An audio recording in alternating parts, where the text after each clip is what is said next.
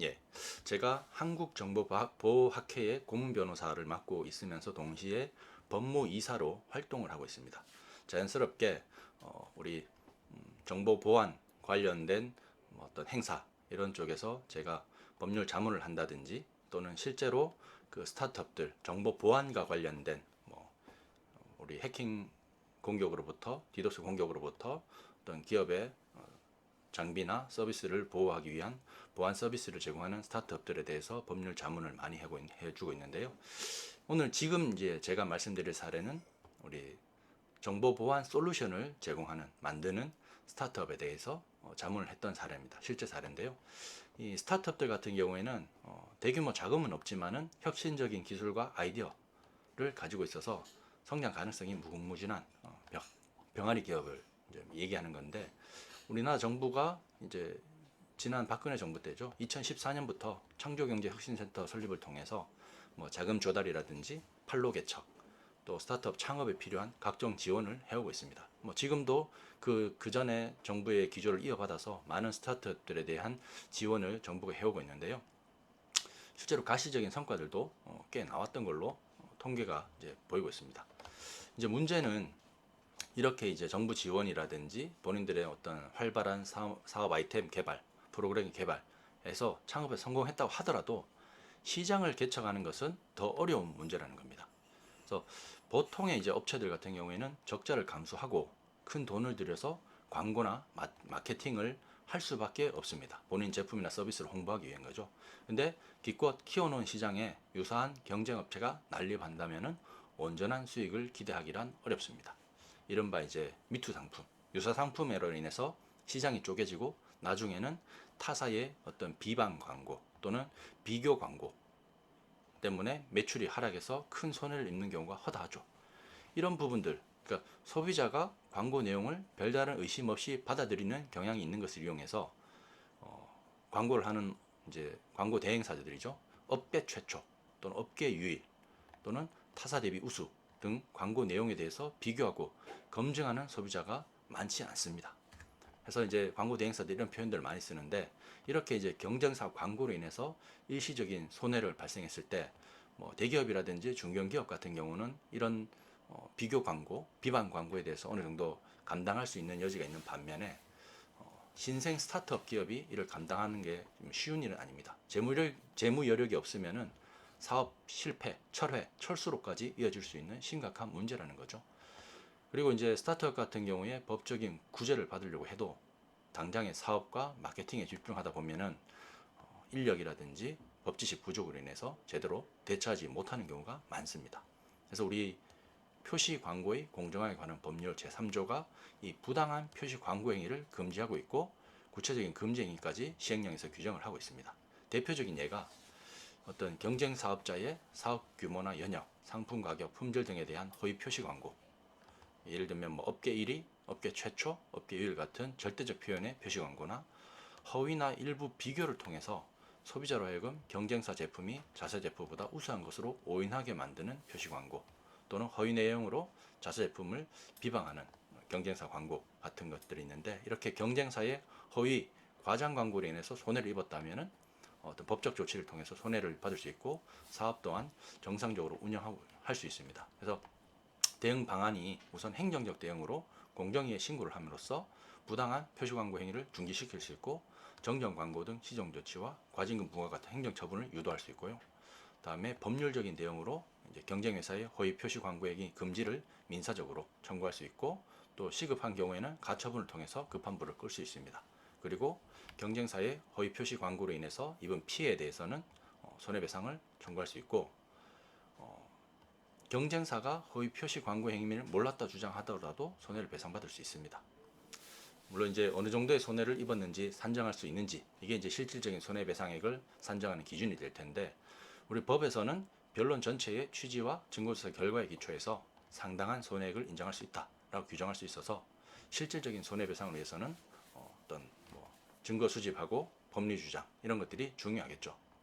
동시에 이 허위 표시 광고에 대해서는 형사고소를 통해서 형사처벌을 구할 수 있는데, 이 과정에서도 합의를 통해서 실질적인 손해배상을 받을 수 있다는 겁니다.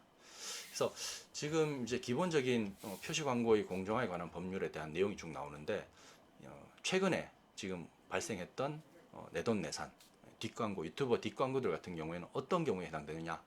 제가 말씀드린 것처럼 이 표시 광고의 공정화에 관한 법률 제3조가 금지하고 있는 부당한 표시 광고 행위에 해당될 수 있다는 겁니다. 그래서 이 법에서는 사업자 등을 형사 처벌하도록 되어 있는데요. 당연히 뭐 광고주들이 유튜버, 인기 유튜버들에게 어떤 광고를 받고서 제품을 홍보하는 것을 숨기고 어떤 방송을 해달라고 했다. 유튜브 방송을 해달라고 했다고 한다면은 그 경우에는 이제 표시광고 공정화에 관한 법률 위반으로 그 광고주가 우선은 형사처벌 받을 수 있겠죠. 뭐 허위로 소비자로 하여금 어떤 본인들 제품이 우수한 것으로 오인하게 만드는 표시광고에 해당될 수 있죠. 또 뭐 허위 내용으로 어떤 타사 제품과 뭐 비교를 한다든지 그런 경우에는 광고주가 형사처벌될 수 있고, 문제는 이제 유튜버들이 어떻게 처벌되느냐라는 건데, 현행법상 유튜버들을 직접 형사처벌하는 규정은 없습니다. 없는 반면에 지금 광고주들이 이 표시 광고의 공정화에 관한 법률 위반으로 형사처벌을 될 때 어떤 부당한 또는 소비자로 하여금 오인하게 만드는 표시 광고에 협력했죠. 그래서 공범으로 표시 광고의 공정화에 관한 법률 위반에 부당한 표시 광고 행위를 했던 광고주의 공범으로 형사처벌될 수 있다는 겁니다. 뭐 방조범 내지는 공동정범 등으로 해당될 수 있고, 이 유튜버가 실제로 그 광고주의 어떤 광고라는 것을 표시하지 않고 소비자로 하여금 그냥 실제로 내가 내 돈 주고 산 제품을 그냥 소개하는 그런 정도로 인식하게 만들고, 소비자들이 그 유튜브 방송을 조회하고 구독하고 실제로 그에 관해서 뭐 어떤 금전적인 지급이 있었다라고 한다면 이 얘기는 달라질 수 있다는 거죠.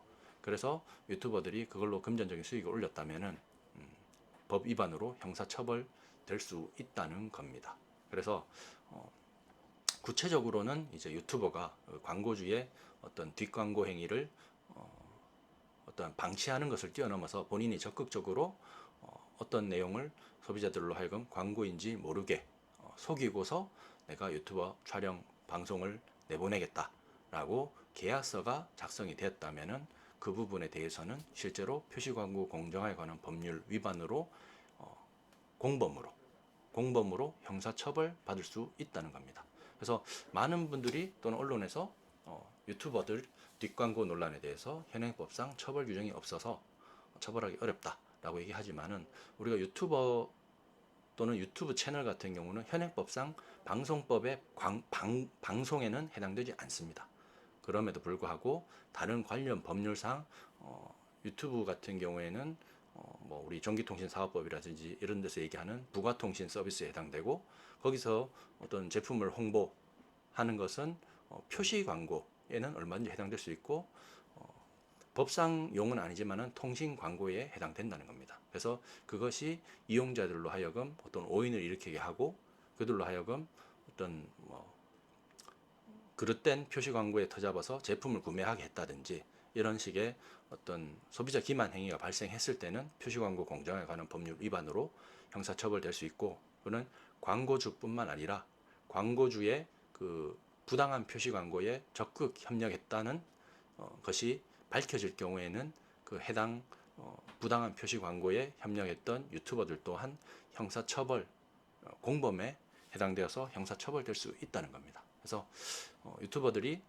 지금 이제 뭐 그 이용자들, 시청자들에게는 이게 이제 뭐 광고료를 받고서 또는 협찬을 받고서 하는 게 아니라 순수 본인의 어떤 제품 사용 후기를 알리는 정도의 어떤 정보 제공을 넘어서서 뒷돈을 받고, 이 뒷돈이라는 표현이 조금 부적절할 수 있지만은 어떤 광고료 때는 내지는 뭐 협찬을 받는다든지 제품을 받는다든지 이렇게 해서 어떤 금전적인 수익을 올리는 것을 소비자들에게, 시청자들에게는 숨기고서 그냥 순수 리얼 체험 후기 형식으로 제품 또는 서비스를 광고했다면은 그 부분이 실질적으로는 형사처벌 대상이 될 수 있다라는 말씀을 제가 드리고 싶습니다. 제가 이제 한국인터넷진흥원의 우리 온라인 광고 분쟁 조정 위원으로 지금 활동을 하고 있고요. 또 올해 초까지는 우리 방심위의 통신자문특위위원으로 활동하면서 이렇게 온라인 컨텐츠나 광고로 인해서 소비자 편익, 이용자 편익을 저해하는 그런 사태에 대해서는 실질적으로 심의를 한다든지 해서 유튜브 같은 경우는 유튜브 채널을 접속 차단을 시키든 아니면은 해지를 시키든 계정 해지를 시키든 이런 식의 행정 처분에 대한 의견을 제기를 해 왔고 지금도 그런 류의 법적 자문들을 쭉 해오고 있기 때문에 많은 분들이 이런 부분에 대해서 조금 간과함으로써 형사처벌의 위험성을 스스로 떠안는 경우는 막아야 되겠다라는 생각이 들어서 우선 말씀을 한번 드렸습니다.